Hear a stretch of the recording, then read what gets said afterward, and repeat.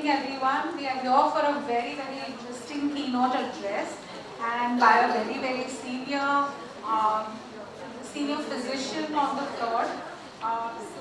So without much ado, let me welcome Dr. J.K. Sharma sir, who is a senior consultant physician and diabetologist from the city of New Delhi. He's the medical director, Central Delhi Diabetes Center, New Delhi. Also visiting professor and faculty, Department of Medicine, Diabetology at JN Medical College in Karnataka. Vice President of the ACP, India Chapter, MRCP PACES, Trainee Examiner, Fellow of several prestigious associations, and Overseas Regional Advisor for, and also Treasurer of RSSDI. So without much ado, let's understand how to set the targets for glycemic control in the elderly. Thank you, Dr. Purvi. I extend my heartfelt thanks to Dr. J and the whole team of JPEF. In the next 15 minutes, what we are going to discuss about is what is there regarding the diabetes management in elderly. And the exact topic is the glycemic control in elderly and how to set the targets. When we talk of the diabetes in the elderly, there is certain checklist, and very important is that we have to assess the functional dependency of the person, and that is known as the frailty. We have to individualize the glycemic targets based on the above A1C. We can keep even up to 8.5.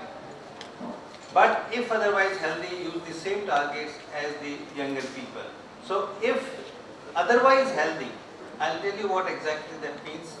Of course, we have to avoid hypoglycemia and cognitive impairment and select the anti-hyperglycemic therapy carefully.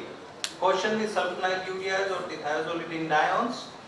DPP-4 inhibitors should be used over sulfonylureas, and basal analogs instead of NPS with human 30-70 insulin. Give regular diets instead of diabetic diets in these elderly people, or nutritional formulas in nursing homes. So what Madam has told us, we have to be really careful about the elderly population.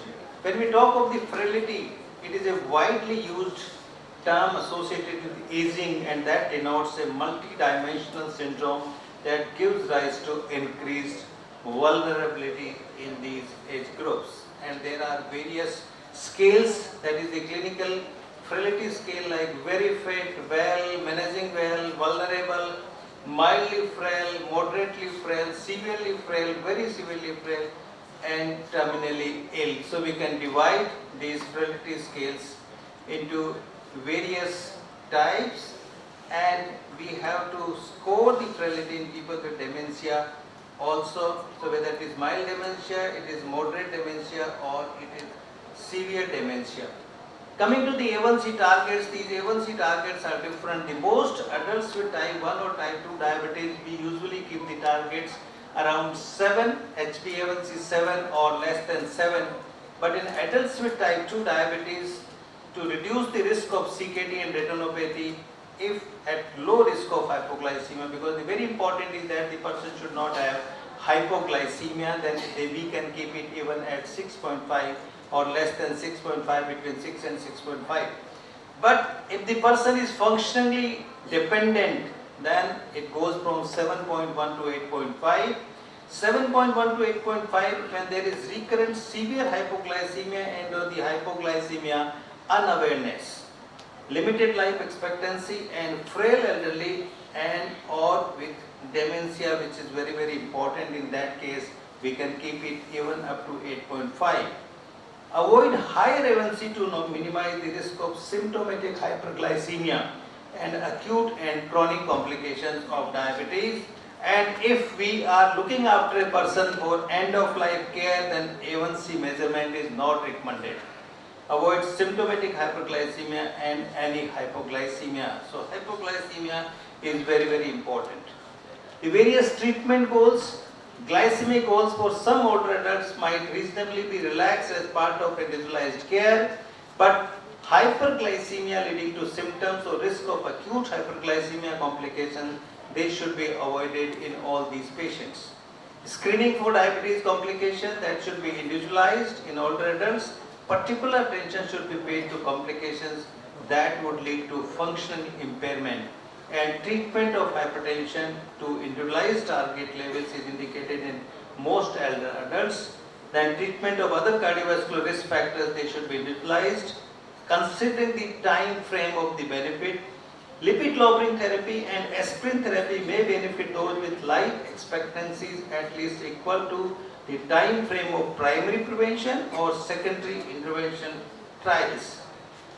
Now the following alert strategies, which are very important and they should be considered. Inform the healthcare provider immediately in case of low blood glucose if the values are less than 70 in these elderly population.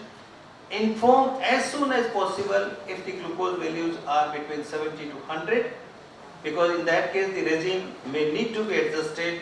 If the glucose values are more than 250 mg within a 24-hour period, and if they are more than 300 over 2 consecutive days, then they should be informed as soon as possible. And any reading is too high for the glucometer, or the patient is sick with vomiting, symptomatic hyperglycemia, or poor oil intake. So these are the various alert strategies to be taken care of. This glycemic target I have already discussed about you, but important thing is that never let the patient go into hypoglycemia and very severe hyperglycemia. These are the various guidelines recommended for key clinical outcomes for older people with diabetes from Diabetes Canada, American Diabetic Association and the IDF, and they are more or less practically the same, because the treatment and the management of these diabetic patients, elderly diabetic patients with multiple comorbidities is tailor-made. You cannot make the fixed criteria, because if you see here the autonomic symptoms and the neuroglycopenic symptoms in older patients, they have less perception of hypoglycemia, and these are the very dangerous symptoms. Now, healthy behavioral interventions, what should we do? At the diagnosis of type 2 diabetes, start healthy behavior interventions like the nutritional therapy, weight management, physical activity, plus minus metformin. Don't jump on just starting with metformin. Look for these dietary and the lifestyle changes. If the A1C is less than 1.5% above the target, then if not at glycemic target within 3 months, then start or increase the metformin. And if it is more than 1.5 above target, means if it set the target at 7 and if it is 8.5, then you start metformin and consider a second concurrent anti-hyperglycemic agent.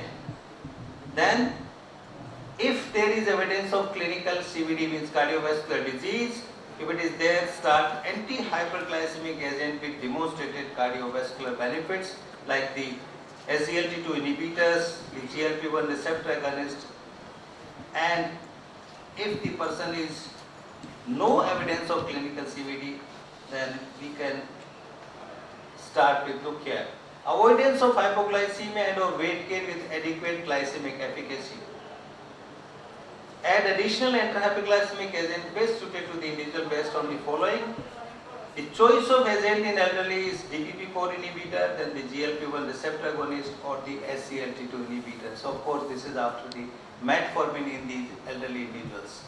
But the sulfonylureas being the very potent hypoglycemic or the anti-diabetic agents along with the insulin, they should be avoided if not required. Other consideration is the reduced eGFR and or albuminuria, clinical CVD or the cardiovascular risk factors. What is the degree of hyperglycemia and what are the other comorbidities like the congestive heart failure, hepatic disease, what is the cost, how it is the cost is covered, and what is the patient preference. Always take the patient into confidence in deciding the management of diabetes in the population. How is the social support, how is the family support, what is the economic status of the patients, what is the cognitive status of the patient, and then look for this. Again, the various drugs, GLP-1RA, SGLT2 inhibitors, DPP-4, insulin, thiazolidinediones, alpha-glucosidase inhibitors, then the insulin secretagogues, sulfonylureas, weight loss agents. So we have to look for in this patient what is the status of comorbidities, what is the status of glycemic control, what is the status of the diet, what is the social and the family support to the person and the economic status of the patient, and accordingly you plan the management of these patients. If not at glycemic control, add another anti-hyperglycemic agent from a different class and intensify insulin regime if the patient is comfortable and requiring insulin. Make timely adjustment to attain the target A1C within 3 to 6 months. And this is the simplification of the complex insulin therapy, which we can see here. Try to use the basal insulin. If the patient can take at one time, that can be taken after breakfast or after night. And if required, then we can use the pre-mixed insulins that can be taken twice. But the basal bolus regime in the elderly population, when there is no support, then it becomes very, very difficult. But in acute situations, when there is a life-threatening emergency or some acute complication, we have to go for the regime accordingly. Always look for the effect of these anti-hyperglycemic agents on the renal function, and depending on the renal function of the person, we have to decide which particular medicine is to be used. These elderly population, especially the males, because the prostatomegaly, there is chances of obstructive uropathy leading to increase in the creatinine levels, and if there is prostate enlargement, look for that also, so that we can relieve the element of obstructive uropathy, and accordingly we can plan the treatment. So the recommendation is that higher A1C target may be considered in older people with diabetes taking anti-hyperglycemic agents with risk of hypoglycemia. If the functionally dependent, between 7.1 to 8%, frail and or with dementia 7.1 to 8.5%, end of life care A1C measurement not recommended, avoid symptomatic hyperglycemia as well as hypoglycemia. DPP-4 inhibitors should be used over sulfonylureas as the second line therapy to metformin because of the lower risk of hypoglycemia. In general, initial doses of sulfonylurea in the older person should be half of those used for younger people, and doses should be increased more slowly. Gliclazide and gliclazide MR and glimepiride should be used instead of gluburide. Meglitinides may be used instead of gluburide to reduce the risk of hypoglycemia. In older people with type 2 diabetes with no other complex morbidities but with clinical cardiovascular disease and whom glycemic targets are not achieved with existing anti-hyperglycemic medication and with an eGFR of more than 30, anti-hyperglycemic agent with demonstrated cardiovascular outcome benefit could be added to reduce the risk of major cardiovascular events. Insulin, detamine, glargine, as I told you, U100 or U300, the basal insulins and the degludec, they can be used instead of NPH or human 3070 insulin.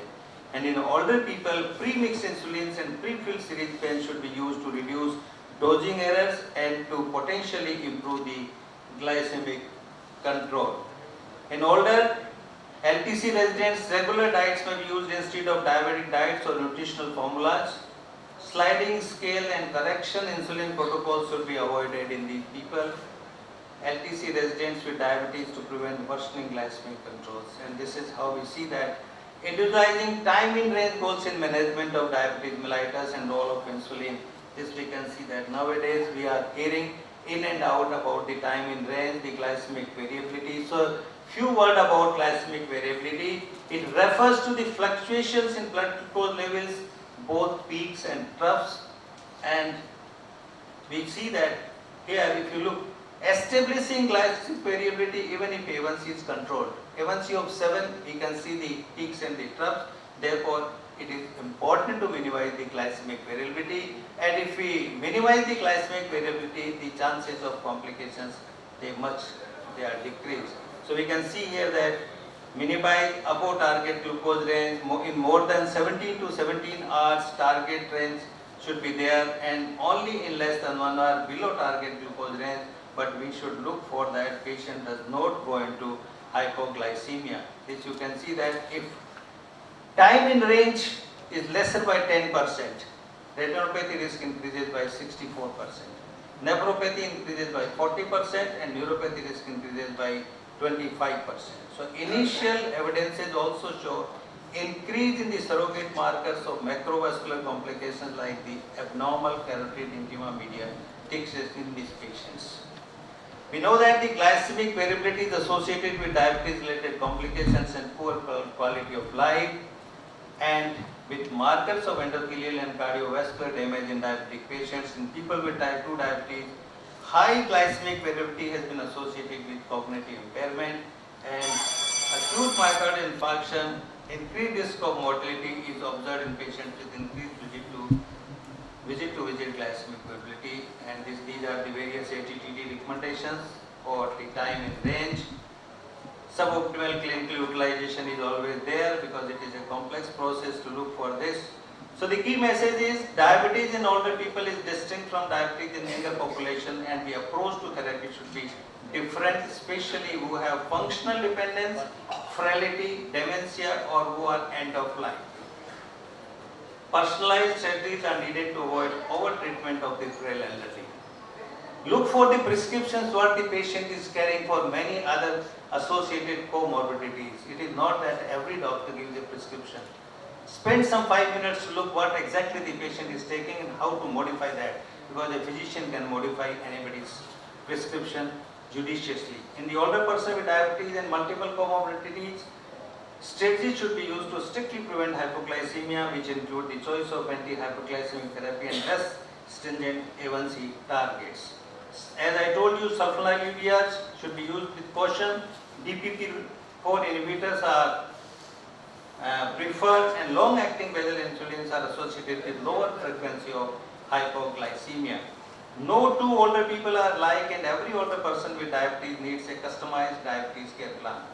Others may frail, have memory loss, and or have several chronic diseases. So based on the factors mentioned above, diabetes healthcare team and caregivers should select target blood glucose and A1C levels, appropriate glucose lowering medication, and a program for screening and management of diabetes related complications. And there is a great role of the nutritionist comes here. And before I end, I invite you all on behalf of the organizing committee. Dr. B.M. Makkad is the organizing chair.